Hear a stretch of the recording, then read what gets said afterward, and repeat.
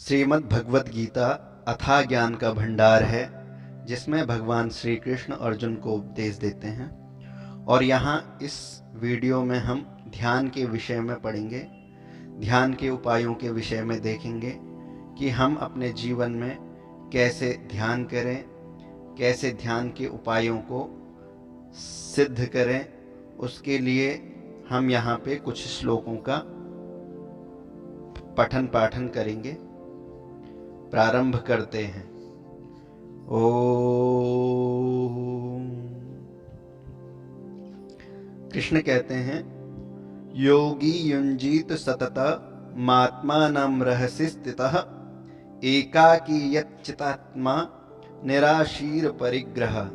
अर्थात मन और आत्मा इंद्रियों सहित शरीर को अन्य विषयों से हटाकर संग्रह भाव से रहित अकेले ही एकांत स्थान में स्थित होकर योगी हमेशा स्वयं अर्थात मन, शरीर एवं आत्मा को समाधि में लगाएं।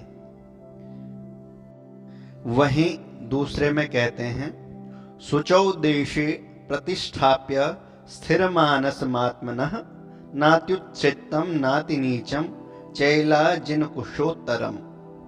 अर्थात उस आसन पर बैठकर चित्त और इंद्रियों की क्रियाओं को वश में रखते हुए मन को एकाग्र करके अंतःकरण की शुद्धि के लिए योग का अभ्यास करें।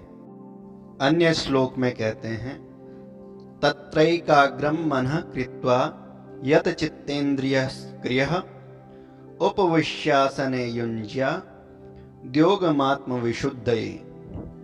मन तथा इंद्रियों की क्रियाओं को वश में करते हुए शुद्ध पवित्र भूमि में न अत्यधिक ऊंचा न अत्यधिक नीचा, मृगछाला तथा कुश का आवरण ऐसे स्वयं के आसन को स्थापित करके उस आसन पर बैठकर मन को एकाग्र करके अंतःकरण अर्थात हृदय की शुद्धि के लिए योग का अभ्यास करें। आगे कहते हैं, समम काय शिरो ग्रीवम धारयन्न चलम स्थिरः संप्रेक्ष्य नासिकाग्रम स्वं दिशश्चानवलोकयन्। अर्थात शरीर, सिर और गर्दन को समान तथा सीधा धारण करते हुए स्थिर होकर अपनी नासिका के आगे वाले भाग को देखकर और अन्य दिशाओं को न देख। फिर कहते हैं, प्रशांतात्मा विगत भी ब्रह्मचारी व्रते स्थितः मनः संयम्य मच्चित्तो युक्त आसीत मत्परः।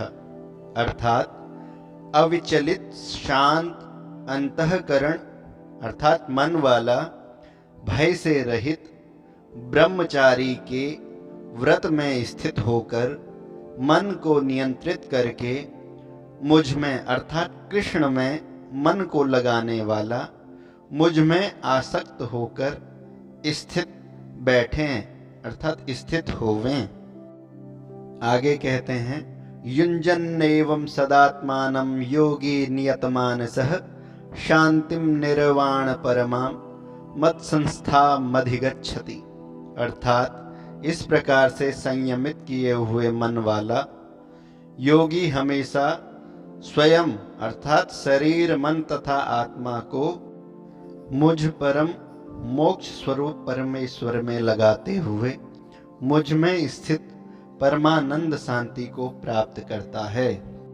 आगे कहते हैं, नात्यस्नस्तस्तु योगोस्ति न चैकांत मनस्नतः न चाति स्वप्नशीलस्य जाग्रतो नैव चार्जुना।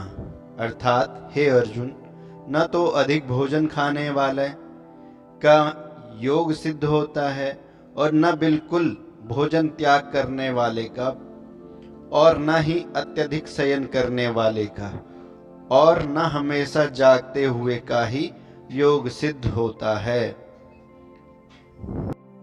अब कहते हैं कि युक्ताहार विहारस्य युक्त चेष्टस्य कर्मसु युक्त स्वप्नावबोधस्य योगो भवति दुःखः।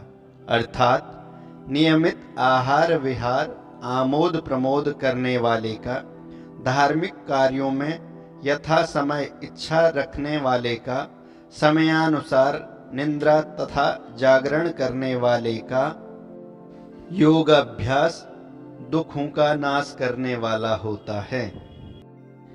इस प्रकार से गीता में कहे हुए उपदेशों को निरंतर अपने जीवन में ग्रहण करके, व्यवहार में प्रयोग करके, उनका आचरण करके हमें ध्यान सिद्ध करना चाहिए।